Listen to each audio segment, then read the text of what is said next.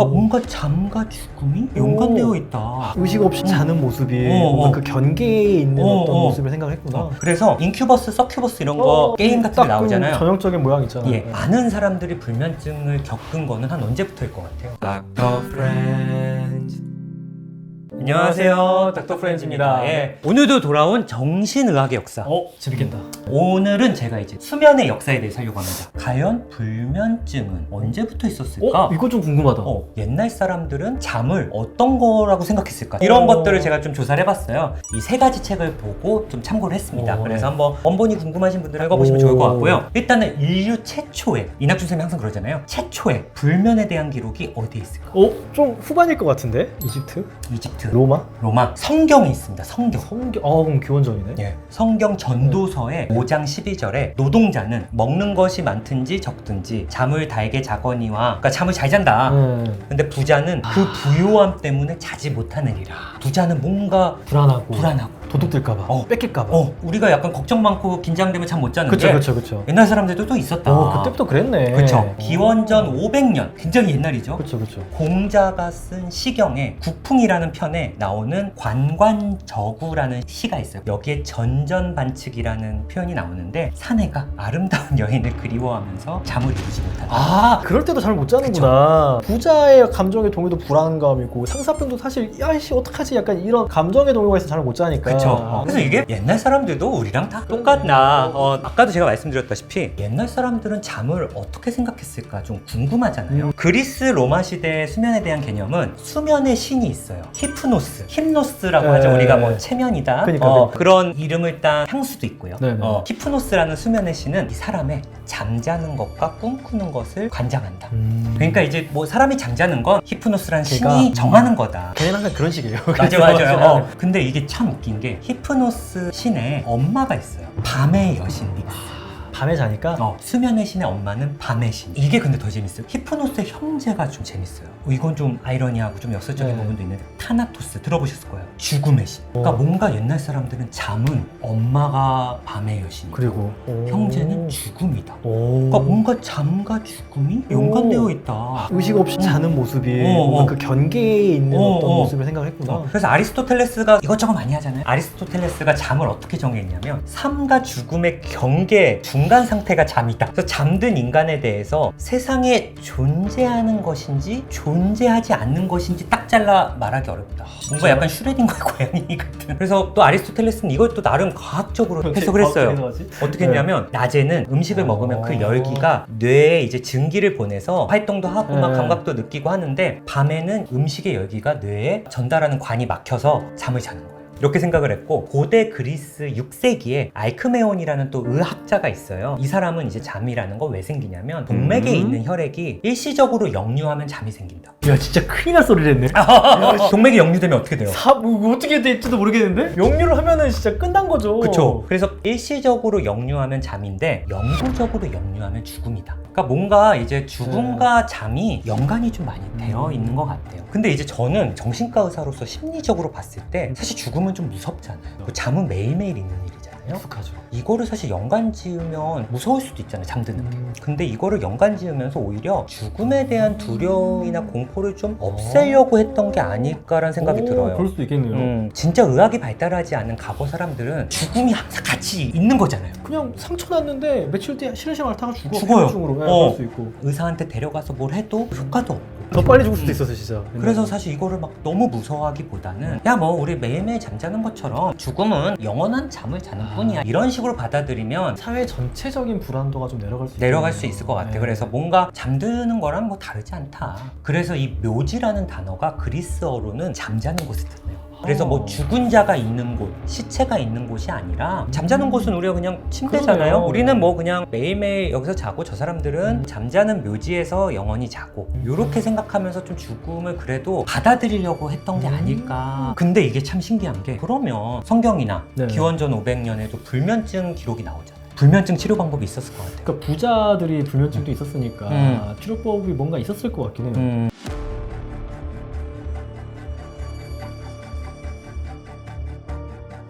술 마셨을 것 같은데요. 실제로 알코올이 수면에 도움되는 건 알았다고 해요. 그리고 이게 히프노스를 네. 그린 거거든요. 네. 무슨 꽃을 들고 있어요. 양귀비요? 양귀비예요. 보통 이런 거 도상이라고 하는데 그림에 그 인물의 뭔가를 나타내는 상징 같은 게 있는 거예요. 양귀비를 들고 있고 허브 같은 걸 들고 있으면 수면의 신을 그린 거구나. 그래서 이 몰핀이나 아편 그쵸, 이런 그쵸. 게 이제 양귀비에서 추출된 네. 거니까 하면은 몽롱하고 진정효과. 진정되고 졸립고 하니까 아마 과거부터 음. 양귀비나 허브 같은 게 좀 쓰이지 않았을까 싶기도 하고 실제로 뭐 라벤더가 좀 수면에 도움된다, 라벤더 차가 뭐 밤에 잠이 온다 뭐 이런 얘기 좀 들어보셨을 거예요. 그런 것들을 좀 이제 경험상 하지 않았을까 싶기도 하고요. 들었던 방법 중에 제일 나은 것 같아요. 낫죠. 다양한 질환들을. 그래도 뭐 다행인 건 불면증은 이제 죽는 병은 아니고 아주 과격한 치료는 안 했군요. 굳이. 그래서 다행이네요. 예. 그리고 고대 그리스에서는 이게 이쪽은 아까 뭐 신이 관장한다 그랬잖아요. 네. 그 의료의 신인 아스클레피오스를 모시는 위생소에 이제 불면증 환자들이 방문해서 불면증이 있으면 3주 동안 그 신전에서 쉬고 진정하고 평정 찾게 하면서 불면증을 좀 고치려고. 오, 약간 템플스테이 같은 거. 맞아요. 그러면 이제 뭐 이건 서양 문화권이고 다른 문화권에서는 또 어떤 얘기들이 많냐면 영혼과 육체가 분리되는 시간. 우리가 잠들면 약해지잖아요. 깨어있을 때보다. 그 센 장비도 자다가 암살당해. 암살당할 수 있고 네. 하니까 인간이 왜 잠들 때 약해지냐면 영혼이 육체를 떠나기 때문에 약해진다. 지금의 탄자니아, 케냐 이쪽 동아프리카 지역에 있는 이 마사이 부족은 잠잘 때 영혼이 떠나 있으니까 잠자는 사람을 깨우면 안 된다고 생각했어. 오, 그때 깨우면 못 돌아오니까. 영혼이 육체로 못 돌아오니까. 영혼 못 들어오면 어떡해? 어떤 사람들은 안 일어났겠지. 안 일어날 돌아가신 사람도 분들이 있죠. 있었을 거 아니야, 자다가. 저는 또 생각해보면 자다 깨우면 약간 몽롱해. 엉뚱한 그쵸, 소리도 그쵸, 하고 그쵸. 그러니까 영혼이 아직 안 들어오. 오세아니아 사실은 동아프리카랑 오세아니아 좀 많이 떨어져 있잖아요. 타갈로그족도 자는 동안은 영혼이 외출했기 때문에 깨우면 안 된다. 그래서 영혼이 육체를 떠나서 뭘 하냐, 다른 세상에도 접촉을 하고 그럴 거라고 생각해서 그때 다른 생활에 접촉하면 이제 꿈을 꾼다. 그래서 잠을 자다가 놀라면서 깨면 육체를 떠난 영혼이 고생한 거야. 힘들어다 확 돌아와 버렸구나. 막 이러니까 야, 너 영혼 떠나서 좀 고생하다 왔구나 이렇게 해석을 한 것 같아요. 어쨌든 꿈을 꾸니까 이걸 뭔가 왜 그러는 거지? 그쵸, 야, 신기하고. 그거 다른 세상 간 거야. 네. 걱정 마. 너 힘들었을 거야. 이렇게 얘기하면 또 안심이 되잖아요. 헬프님들도 경험해 보셨겠지만 술 마시고 필름 끊겼다고 하잖아요. 저도 있고 네. 블랙아웃이라고 하는데 그때 사실은 공포스러울 거예요. 10시까지는 기억이 나는데 그쵸, 그쵸. 내가 실수했나? 눈 떴는데? 뭐지? 부재중 전화가 있는데 아, 혹은 10분 이상 전화 통화한 게 있어. 근데 옛날 사람도 술 마시고는 아니었겠지만 목류병이 있기도 하고 밤사이에 야 어제 너 막 소리 지르고 울고 그랬어. 잠꼬대 하는 경우도 있죠. 그쵸, 그쵸. 그러니까 수면 동안은 내가 내 몸을 통제하지 못한다는 그런 공포나 두려움도 저는 있었을 것 그쵸. 같아요. 통제하지 못한다는 느낌 들 수 있죠. 당연히 그쵸. 통제 못하니까. 그러니까 현대도 그거를 이제 의사들이 설명해 줄 때까지는 많이들 무서워하거든요. 근데 이제 이게 과거에는 쉽게 설명해 줄 사람이 없으니까 수면 중에 내가 뭔가 안 좋은 일을 할 수도 있지 않을까? 누가 나를 지배하는 게 아닐까? 이런 공포감이 특히 종교가 지배한 중세 시대에 있었던 거예요. 그럴 수 있겠다. 그리고 야간에 남자분들은 발기를 하기도 하고요. 그렇죠, 그렇죠. 몽정을 하기도 하는데 이게 또 무서운 거예요. 중세는 사실 많은 거를 금욕적으로 그렇죠. 성에 대한 어떤 표현이나 이런 성욕도 자연스럽게 못하게 생각했는데 잘 때 발기라고 몽정을 한다. 악기 들렸다. 뭔가 그런 느낌. 이건 사실 신체의 생리적인 반응이니까 그쵸, 그쵸. 성직자들도 할 수 있는 거거든. 그래서 수도승 성직자분들 중에 중세시대 분들은 잠자는 것을 제약으로 생각해요. 악마가 내 영혼을 차지할 수 있는 위험한 시기다. 그래서 우리가 목마라는 표현을 쓰잖아요. 꿈에서 나를 괴롭힌 악마. 그래서 인큐버스, 서큐버스 이런 거 게임 같은 거 나오잖아요. 전형적인 모양 있잖아요. 예, 그러니까 잠들 때 여자를 유혹해서 성관계를 맺으려는 악마를 인큐버스라고 하고 남자를 유혹해서 성관계를 맺으려는 악마를 서큐버스라고 하고. 그래서 이 사람들은 밤에 인큐버스, 서큐버스한테 시달리면 건강이 악화되고 시름시름. 죽음에도 이를 수 있다. 그래서 잠들기 전에 이렇게 기도하고 성경을 읽고 평온한 마음으로 잠자려고 좀 노력을 했고요. 근데 실제로 안 자고 그랬으면 남성 호르몬 엄청 떨어지거든요. 그럼 몽정을 실제 안 했을 거예요. 안 할 수 있죠. 너무 피곤하면 남성 호르몬 떨어져 떨어져. 버리니까. 그래서 일부 성직자들은 극단적으로 잠을 자지 않으려고 노력했어. 그래서 18세기 프랑스 보주 지역의 요셉 신부는 잠을 안 자려고 관 속에 어머니 두개골을 베개에 삼아서 와, 굉장히 무섭고 불편하고 그리고 무슨 이상한 도르래 장치를 만들어서 이제 깨고 있으면 이거 잡을 거 아니에요? 네. 근데 이제 잠들면 놓칠 거 아니에요? 네. 그럼 이제 돌덩어리가 가슴에 와. 떨어져서 이렇게 깨는. 와, 왜 그래? 베네딕트라는 수도원의 이제 수도사들도 잠을 안 자는 훈련을 계속하시고 그래서 이게 너무 심해서 일부 성직자들은 자도 된다. 옛날에는 수도사분들이 이제 의학 쪽도 공부하고 했잖아요. 그래서 잠은 좀 자야 된다. 잠 중요하다. 강조할 정도로 이런 분들이 좀 있었어요. 그러니까 지금은 정신과 의사분들이 좀 더 주변에 물어보지만 과거에는 의사들이 꼭 잠을 잘 자고 있는지 물어봤고요. 11세기, 12세기 이탈리아 살레르노 의학교에서는 이런 지침도 있었어요. 야, 몸이 건강하면 6시간 자고 허약하면 8시간을 자라. 7시간 정도 자는 게 좋은데. 그리고 자는 동안은 음식으로 채워진 위가 심장을 압박하지 않게 바닥에 등을 대고 똑바로 눕거나 오른쪽 몸을 바닥에 대고 옆으로 자라. 구체적 지침도 내렸다고 하고요. 17세기 이제 프랑스 루이 13세 주치의가 있었는데 이 구강이 어릴 때부터 불면이 심했대요. 그래서 어릴 때부터 이 구강의 불면, 수면 상태를 쭉 기록한 거예요. 그러니까 요즘으로 따지면 수면 일기인 거예요. 그래서 막 의사들끼리 논쟁을 하고, 야, 우리 루이 13세 잘 재우려면 향신료 육두구를 좀 넣자. 맥주랑 알코올을 넣은 우유를 마시게 하자. 좀 순한 포도주를 마시게 하자. 서로 주장을 했다 그러고요. 불면증의 이제 이유에 대해서는